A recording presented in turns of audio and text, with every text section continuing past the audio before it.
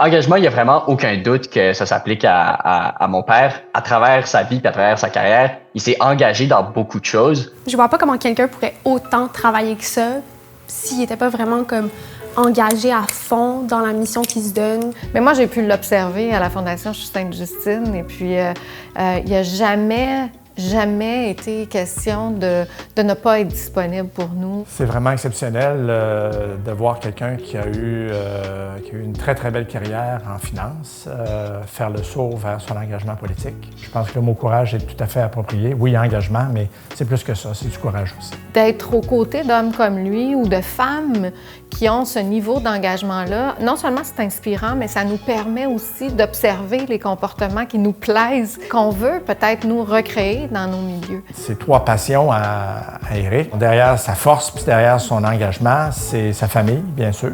J'ai jamais senti que mon père était pas là.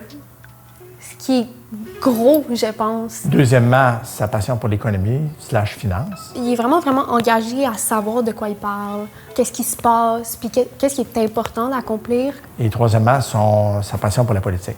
Son engagement reste souvent pour autrui. C'est rarement des engagements égoïstes, à part peut-être son tennis, mais même là. Le fait que c'est un leader naturel, ça apparaît dans la manière qu'il s'exprime. Il parle vraiment lentement.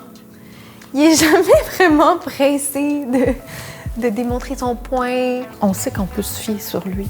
Ça, c'est important. Il est toujours là dans les moments faciles, mais dans les moments moins faciles aussi. Et puis, il assume ça. Je pense qu'il prend de la place naturellement, mais sans vraiment empiéter sur la place des autres. Il va dans la direction qui, lui, croit vraiment qui est pour le mieux. Il est prêt à pas suivre ou faire ce qui est seulement confortable. Il n'a pas besoin de crier fort, pas besoin de gesticuler.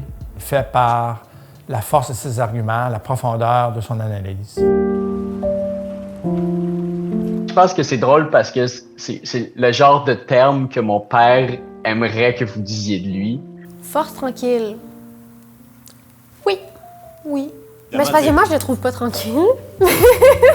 Mais je vois comment, dans un contexte professionnel, les gens pourraient penser qu'il est tranquille. Malgré tout le tumulte qu'il peut avoir autour de lui et dans ses fonctions, c'est une personne qui garde tout le temps son calme. Une journée en particulier qui s'est produite juste ici à côté, dans la salle des marchés, qui était le 11 septembre 2001. Éric a toujours été extrêmement calme et très rapidement, grâce à lui, on a analysé quelles étaient les prochaines étapes pour protéger la banque. La force tranquille, pour moi, c'est peut-être la caractéristique principale qui fait qu'il est capable de s'engager et qu'il est capable d'être un leader inspirant aussi.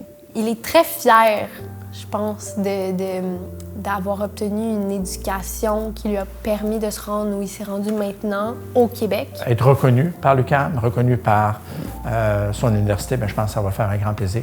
Alors, Éric, profite du moment présent, profite de ce que les gens ont à te dire aujourd'hui parce que c'est vraiment ressenti du fond du cœur. La vraie raison pour laquelle je voulais lui rendre hommage, c'est que même à travers tout ça, il a été bon pour nous faire sentir qu'on était aimés puis que nous, on l'aime fort aussi.